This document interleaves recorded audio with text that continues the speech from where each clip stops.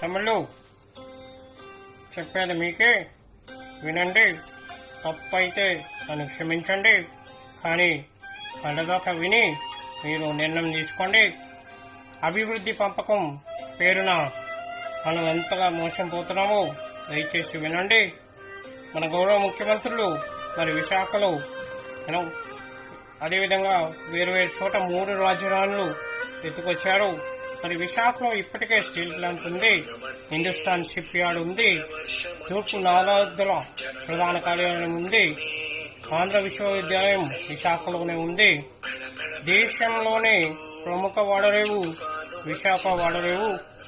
Visakha Hindustan petroleum refinery ఉంది, NTPC thermal plant ఉంది, IIM ఉంది, పెట్రోలియం యూనివర్సిటీ ఉంది, హిందుస్థాన్ జింక్ పరిశ్రమ ఉంది.